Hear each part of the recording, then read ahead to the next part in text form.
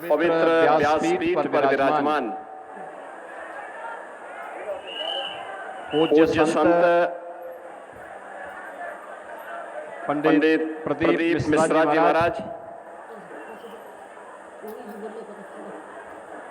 इस पूरे कार्यक्रम के आयोजक जगतगुरु महामंडलेश्वर श्री सतवा बाबा संतोष दास जी महाराज, हमारे सभी पूज्य संतजन इस पावन कथा में उपस्थित सभी हमारे माननीय जनप्रतिनिधिगण और लाखों की संख्या में उपस्थित सभी श्रद्धालुजन,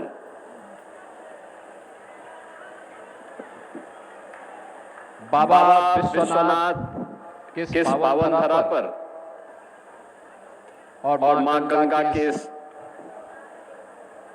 पावन तट पर शिव महापुराण की इस पावन कथा को श्रवण का आनंद आप सबको प्राप्त हो रहा है। मैं सबसे पहले कथा व्यास पूज्य संत पंडित प्रदीप मिश्रा जी का आप सभी काशी वासियों की ओर से, प्रदेशवासियों की ओर से और श्रद्धालु जनों की ओर से हृदय से स्वागत करता हूं, उनका अभिनंदन करता हूं।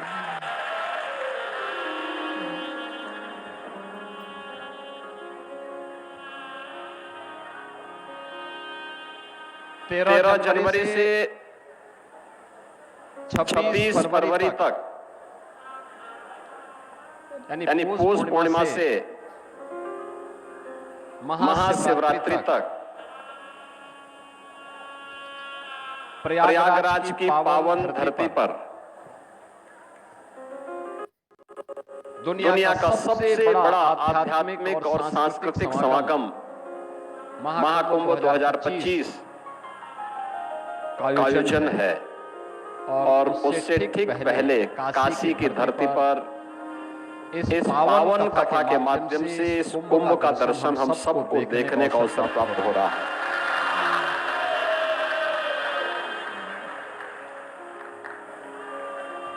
जिस अनुशासन के साथ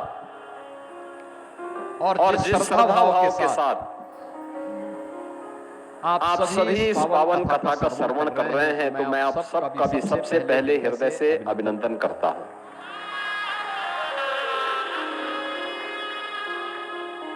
अभिनंदन दोनों प्रकार से, भगवान शिव का भक्त होने के नाते भी, सनातन धर्मावलंबी होने के नाते भी, और उत्तर प्रदेश का दायित्व भी मेरे पास है। उत्तर प्रदेश में पावन कथा का आयोजन हो रहा है, तो इस दृश्य से भी मैं अभिभूत हूं इस सब दृश्य देख करके। मुझे पहले से पता था, मुझे याद है गतवा पंडित प्रदीप मिश्र जी की एक कथा हापुड़ में होने वाली थी। तो अचानक वहां के प्रशासन ने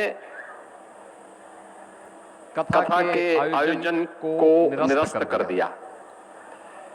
मुझे शाम को जानकारी मिली, मैंने कहा ये कथा के आयोजन को क्यों निरस्त किया गया?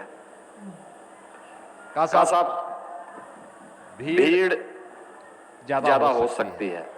मैंने कहा उनकी कथा की तो चर्चा ही इस बात के लिए होती है कि वहां हजार में नहीं लाखों में गिनती होती है, लाखों में।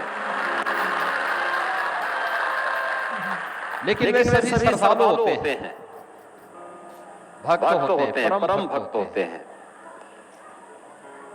और परम भक्त की सबसे बड़ी पहचान क्या है? वह अनुशासित होता है। जिसका आत्मानुशासन है उसका भौतिक द्रव्यों पर भी अनुशासन होता है, और वे सभी अनुशासित होते हैं। अभी कथा को अनुमति दे दिया जाए और भव्यता के साथ उस आयोजन को आगे बढ़ाने के लिए कार्यक्रम को आगे बढ़ाया जाए। और मुझे बहुत अच्छा लगा।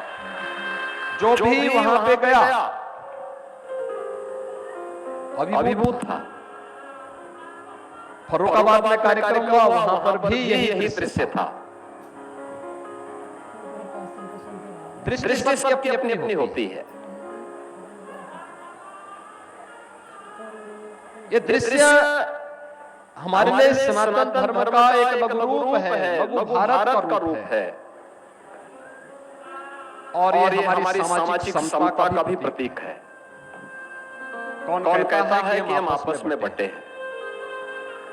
कहां जातिवाद है, कहां संप्रदाय का वाद है, कहां उपासना विधि का विवाद है। हम तो सब एक होकर के इस पावन कथा के माध्यम से अपने राष्ट्र धर्म के निर्वाह के लिए अपने आप को समर्पित करने के एक धर्म योद्धा के रूप में अपने आप को समर्पित कर रहे हैं। और एक कथा उसका एक उदाहरण हम सबके सामने प्रस्तुत कर रहा है। जब मैं कथा के विहंगम दृश्य को देख रहा हूं, एकदम सामने बाबा विश्वनाथ का धाम है, मां गंगा का सानिध्य है। कितना सतवा बाबा ने ऐसा स्थल चयन किया कि एक साथ बाबा के भी दर्शन हो और मां गंगा के और मां अन्नपूर्णा के भी दर्शन हो, बाबा भैरवनाथ जी के भी दर्शन हो जाए। यानी यहां से एक साथ, यानी कथा भक्ति ही नहीं सुन रहे हैं, साक्षात देवादिदेव महादेव भगवान विश्वनाथ भी सुन रहे हैं।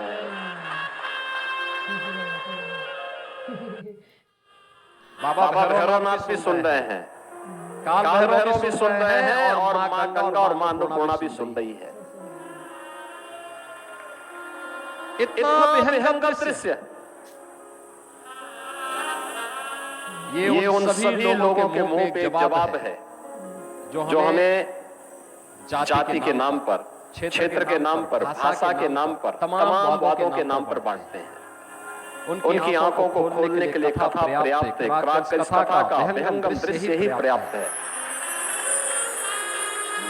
और अब मुझे इस बात की भी प्रसन्नता है कि 5000 वर्ष पहले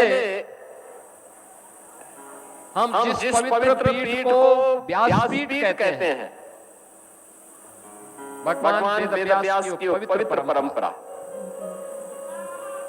भगवान वेदव्यास ने चारों वेदों का संग्रह करके आने वाली पीढ़ी को दिया।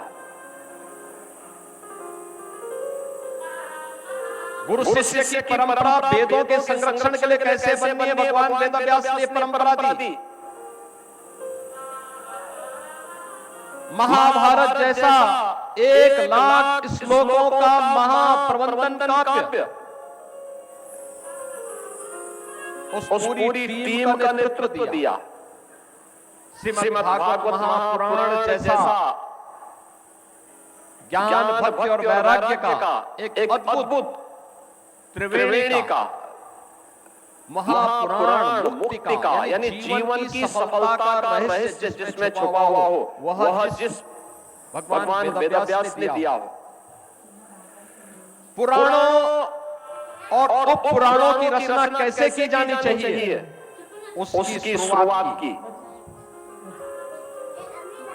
जिस भगवान वेदव्यास ने उस समय के सबसे बड़े राजवंश गुरु वंश को न केवल हर विपरीत परिस्थितियों में बचाया, बल्कि 8 पीढ़ियों का प्रत्यक्ष रूप से एक सार्थक निर्देशन देकर उसका नेतृत्व भी दिया। उनका मार्गदर्शन किया और सदैव धर्म और न्याय के पथ पर ही चलते रहे, उसी की प्रेरणा देते रहे। अंततः भगवान वेदव्यास को भी बोलना पड़ा था। उस समय की स्थिति कितनी तनावपूर्ण रही होगी, किस प्रकार की त्रासदीपूर्ण रही होगी, जब भगवान वेदव्यास को बोलना पड़ा था कि मैं दोनों हाथ उठा करके लोगों से चिल्ला चिल्ला के बोल रहा हूं कि धर्म का मार्ग का अनुसरण करो, क्योंकि धर्म से ही अर्थ और कामनाओं की सिद्धि हो सकती है। लेकिन मेरी कोई सुनता नहीं। लेकिन आपकी इस पावन कथा ने, महाराज आपकी इस पावन कथा ने यह साबित किया है कि नहीं, देश धर्म की बात को सुन रहा है और भगवान वेद व्यास का सम्मान कर रहा है। व्यासपीठ अगर सुनाने को तैयार है तो श्रद्धालु सुनने को भी तैयार है, भक्त सुनने को भी तैयार है। और आज इस अवसर पर आप सभी को सचमुच हमें इन पावन कथाओं के माध्यम से राष्ट्रीय एकता को संबल मिलता है, राष्ट्र धर्म को मजबूती मिलती है। हम सबका ध्येय अपने इष्ट के प्रति, अपने देवी देवताओं के प्रति, अपने समाज के प्रति तो होना ही चाहिए, लेकिन अंततः ये मान के चलना चाहिए कि हम सबका अंतिम लक्ष्य होना चाहिए कि हमारे राष्ट्र की एकता और अखंडता को कोई चुनौती न देने पाए, उसको कोई खंडित न करने पाए। क्योंकि उसी में देश भी बचा हुआ है, उसी में धर्म भी बचा हुआ है, उसी में समाज भी बचा हुआ है, उसी में हम सब बचे हुए हैं, उसी में हमारी कथाओं की पावन परंपरा भी बची हुई है। और उस पावन कथा के श्रवण का आनंद आप सबने लिया, आप ले रहे हैं, और वह भी काशी में। मैं इसके लिए सतवा बाबा को भी और उनकी पूरी टीम को भी हृदय से उनका भी अभिनंदन करता हूं। और मैं इस अवसर पर इस पूरी कथा के प्रति अपनी शुभकामनाएं देता हूं और एक बार फिर से कथा व्यास पूज्य संत पंडित प्रदीप मिश्रा जी को हृदय से बधाई देता हूं, एक सफल आयोजन के लिए, सफल कार्यक्रम के लिए, इस सफल बृहद विहंगम दृश्य को, मां गंगा के तट पर इतना बृहद आयोजन इतने अनुशासित तरीके से यहाँ पर हो रहा है, इसके लिए मैं आपका हृदय से अभिनंदन करता हूँ। और आपकी ये यात्रा सनातन धर्म के लिए, भारत के लिए इसी बृहद रूप में आगे बढ़ती रहे, इसके लिए हमारी शुभकामना है। उत्तर प्रदेश की पूरी शुभकामना आपके साथ में है। इस पूरे अभियान के प्रति मैं अपनी शुभकामनाएं देते हुए अपनी वाणी को यहीं पे विराम देता हूँ। जय जय श्री राम, हर हर महादेव।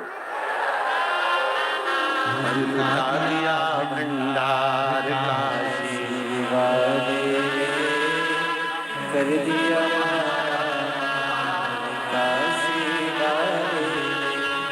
लुटा दिया।